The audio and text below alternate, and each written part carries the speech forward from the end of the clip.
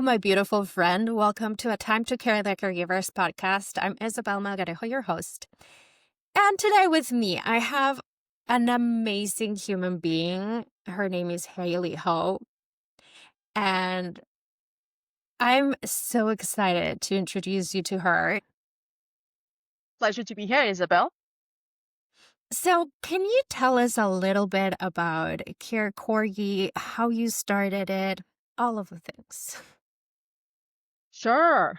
Maybe I'll share a little personal story, my caregiving journey. Yeah, Of course. I love listening to everybody's journeys. sure. Happy to share. So, about 7 years ago, this July, my mom sent me a photo of her leg, and my stomach dropped when I saw the photo. Her skin has turned rigid. It was swollen and it was turning black. It was decaying. And I was How living in the United scary. States. Yes, yes. And this is like out of the blue, right? A photo that came in. I was living in San Francisco at the time, spending sleepless night on Google, trying to see what was happening to my mom, who lived 9,000 miles away. Isabel, everything that I was looking at pointed that my mom has diabetes. When I tried to explain my fears to my parents in Malaysia, I hit a powerful wall of denial. Like many people in the late boomers generation, I believe like the thought of a lifelong illness was just too much for them to discuss, let alone to accept. Yes. What? Sorry? Yes, that happens. Yes, I don't want to yes. hear about it. What followed this year of anguish and that denial created a rift in our family that felt like it was growing wider and wider from each phone call. And I know my family struggle is not unique because some of the things that we were doing is I would send articles from San Francisco. My sister would be calling the pharmacy for refill, and then my dad was living the situations every day and just like so overwhelmed. And the communication was just a mess. My mom missed appointment because my sister and I thought each other had scheduled it, right? The interesting thing is we were both people who love her trying to solve the same problem, but it felt like we were speaking very different language. And about a year ago, I conducted a 120 users interview. And what I've Oh, noticed wow. is, yeah, it was a lot. It was during holidays too. So, And I right when realized, everybody is feeling so confident and breezy about their caregiving journey, right? I realized holidays can't be lonely and isolated, especially They for are. caregivers. They are. That's why I'm making the joke that you got them right when they are feeling so cheery and happy and ready to go because there are so many obligations. Yeah. Yeah. So when I reach out to people on Reddit. Response rate was very high because I feel like people want to talk. Yes. Yes. You got them probably in the right moment when they needed support and care and the need to felt heard. Yeah. Yeah. And I think the stats is pointing there are 53 million of caregivers in the nationwide. Um, the journey that we are experiencing is definitely not alone. So I love that you're having a podcast and you have a YouTube channels and people can tune in and know that though it might feel like we're the only person who's going through this process, we're definitely not alone. Yeah. So, what did you find during these interviews in the best season to talk to caregivers? Oh, um, They are. So I was very shocked to find out that the whole caregiving market, 380 billion, according to McKinsey, is still put together by list of spreadsheets, Google search, and a lot of technology that I've gotten to experience when I was working at Google. I worked for Google for 10 years, hasn't made its way to healthcare. And I started to understand why is that. When I look into the space, there is a lot of digital tech companies out there, but not a lot that has successfully penetrated in the space to help caregivers. Um, which is why I wanted to found CareCorgi. CareCorgi is a full stack AI caregiving platform designed specifically just for the family. We do three things. We anticipate, strategize, and execute the mundane tasks to make the caregiving simple for the 53 million Americans that is caregiving for the older adults. I find that so important because I don't think there is anything. And I started with this idea of the caregiving journey, and it's actually not even part of my spiel of the business, because it was not, but 7 years ago, I got married 7 years ago. Oh, okay. And my wedding was probably, that season in my life was probably the most stressful season in my life, even considering more than when I was a caregiver at age 20. 2 weeks before I got married, my husband had surgery. I was selling a business. I was moving countries. I was leaving everything, organizing a wedding. And when my husband got surgery, they gave him the list of things that he needed to do to prep for the surgery. Then there was a list of things that he needed to do after the surgery. But for the person that was going to care for him, there was nothing. I didn't know what to expect after a surgery. And I was moving countries. So literally I came here 2 weeks before the wedding to go to a surgery, take care of him. Yeah. I didn't have food prepped. I didn't know how the healthcare system worked. It was so overwhelming. So, and I'm just saying, this is like a regular procedure, nothing out of the way. But when you're facing diabetes or Alzheimer's or any of these other diseases, and you find yourself like, okay, so now what? How did you do it?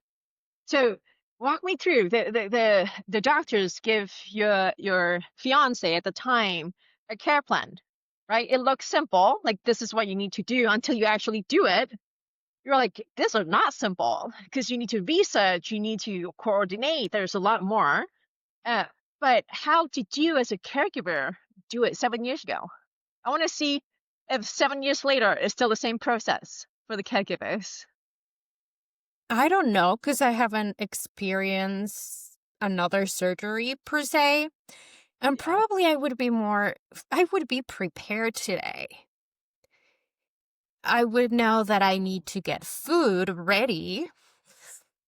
So whenever you leave the surgery, you go back home and there's food that you can eat. And probably these are things that, like, when you're into a long-term care relationship, probably it's when you start paying attention to these kinds of details.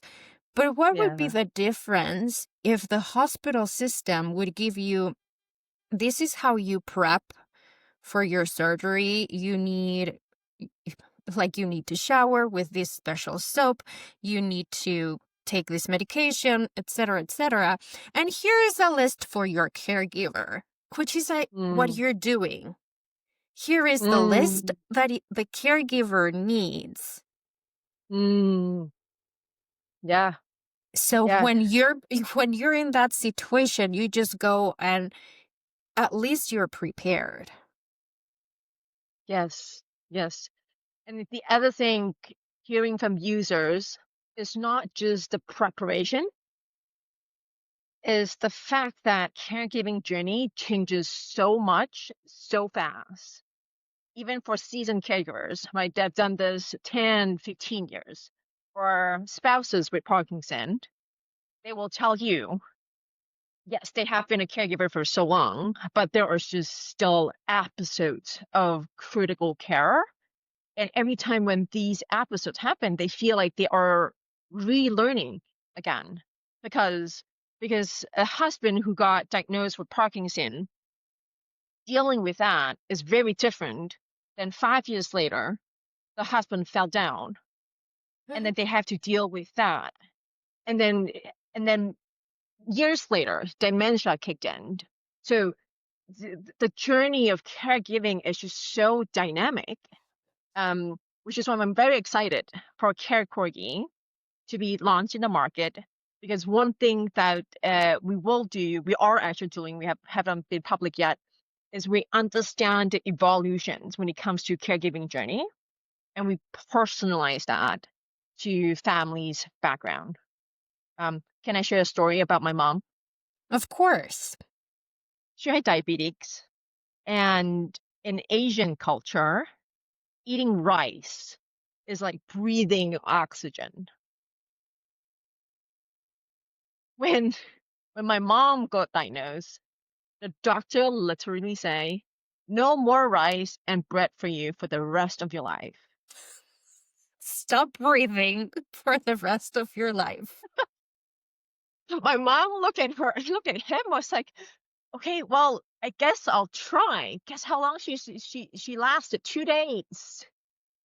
And then in the middle of the night, my dad texted me and said, "Mom stole some frozen rice in the fridge because in the midnight she missed eating the rice so bad."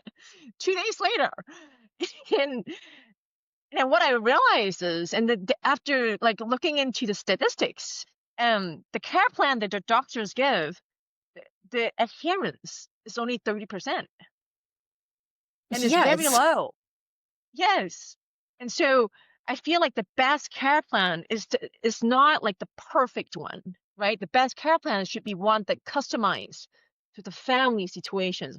I felt like the doctor, my mom's doctor, would have had better luck if his suggestions was, can you cut down your rice to once a day? Or can you cut down the portion? Or have her monitor her own blood sugar every time she eat rice after she eat rice, right? So there were things like that, that I felt like it's just hilarious, hilarious.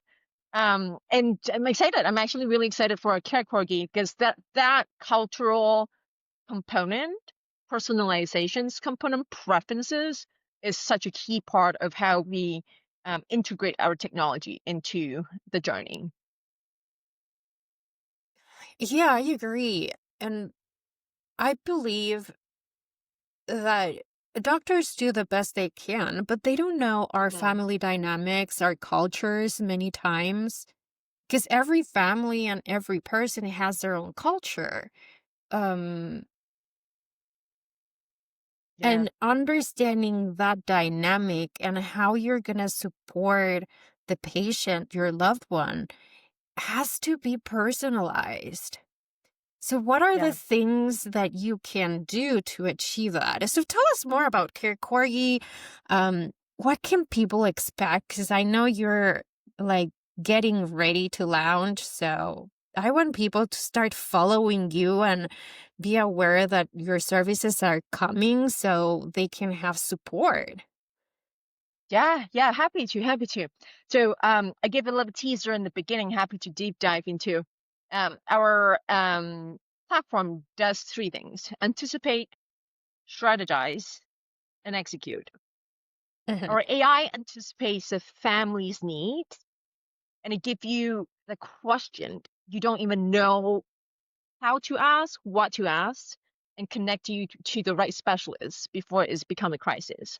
And the way that we do that is by having a voice onboarding. So for audience who have or is working with care managers, some of the consumer care managers do when they're onboarding you is trying to understand who you are, the support system that you have, how much of runway do you have in terms of caring for this person, what kind of options is available for you now, and what kind of options is not available for you that we might be able to bring you to attention. So that is the first thing that we do, which is we understand you and we anticipate what might be coming for you and give you a heads up. Second one, strategize. We create one clear personalized plan that the whole family can see and act on. It ends confusion as an argument over who is supposed to do what. And lastly, our AI execute. Our AI serves as a personal agent for the busy work, handling tedious tasks like texting updates. Isabel, I wasn't sure if you had this experience where something happened in the hospital, then you had to text multiple people, and there's consolidations of communications ongoing, right? So that is one of the things that we take over is we do the text updates, making sure that the insurance claim is filed so that as caregivers, we can focus on just giving the right care to the people. Uh, Unlike what is out there, like say Gemini or ChatGPT, etc., CareCorgi reach out proactively to the caregivers. We got families all on the same page. And then most importantly, families do not need to be a prompt engineer to leverage the full capacity of the AI. As of today, we have two platforms. We have the mobile app for the adult children, and we have an AI phone line for the aging parents or spouse. So every interactions, whether or not it's an app or a phone, feeds into the same AI brain, creating one centralized intelligence for the family. I love that you have the phone component because if I think about my mom, she does have a cell phone and she has a smartphone. Probably she uses 0.01% of the phone capacity. Yes. Yes. And I'm not even an expert on technology. Probably I use 5% of my phone's capacity. But the different I see seniors struggling with technology. Mm. And I see that happening. I'm actually reading this Bosch series and how they pertain that detective in particular. He's way behind on technology. And I think that happens with a lot of people, with a lot of seniors. They Hmm. can use technology. They have made some effort of knowing technology, but they struggle with apps and with a lot of things that for us are just like our daily bread or Yeah. rice. Yes. All right. Yeah. Accessibility is such a key component. Uh, Historically, when you look at digital health platforms, a lot of it is being kept within advanced technological realm because it was expensive to create Mhm. multiple platforms. But today it's different. Today with AI, the cost of development has gone so down, like so low. The speed to launch is so much faster. Our company is able to take advantage of that and reduce and be able to offer two platforms at the same time. I would like for you to try actually, Isabel. Our phone number is live. I want to do that. Yeah, it is. So it's not publicly launched and available, but I think your user, your podcast listener and yourself should be able to try it. You want a number? Of course. It's 808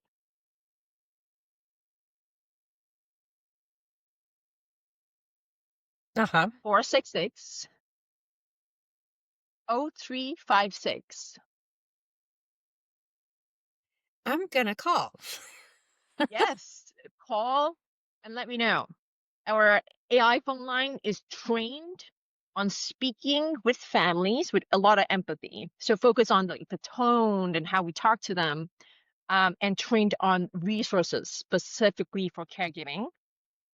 And we tested our users. We tested with users 70 and above. I went to Long Island. I tested with users when the husband, all 12 have husbands doing boxing for Parkinson. And this is a test users that we have. You know what is funny, Isabel?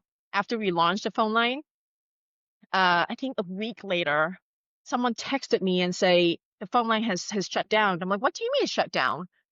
They can't call in anymore. And I drilled into the statistics. What happened was the caregiver that we have shared this phone line with was so obsessed with it. They kept calling and calling and calling and calling day after day, and it blew up that now my team had to put in so much more instances to meet this demand. So I would love for you to try it out and let me know how it goes. I would love that. I will. Later today, I'm gonna call that number and I'm gonna put the number on the side notes as well. So Okay. if people were not able to write it up, at least they have a way to to call that number. That's so amazing. And I'm even guessing that you could just call while you're driving if Uh-huh. something is really happening and you're worried. Um Even for the caregiver,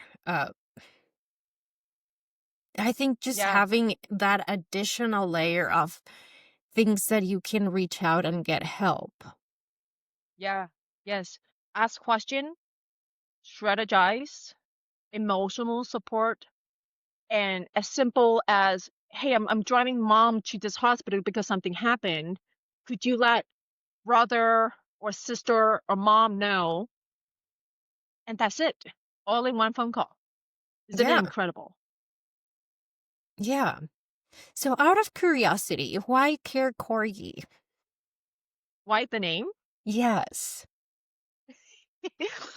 I will have to be transparent. We are looking into uh naming it differently because um a lot of people thought we are a corgi care organization.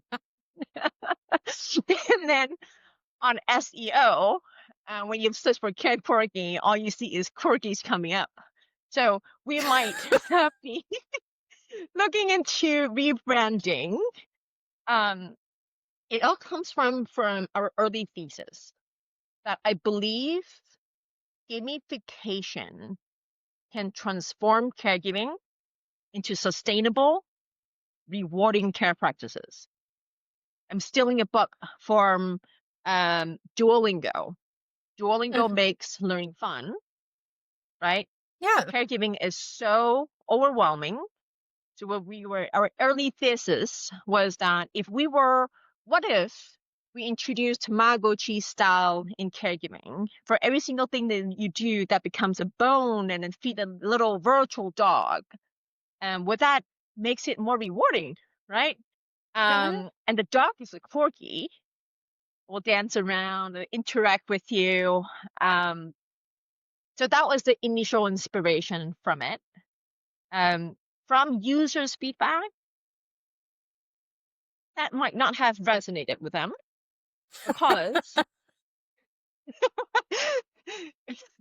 yeah, from user feedback that might not have resonated with them, and which is why we want to rethink about different naming.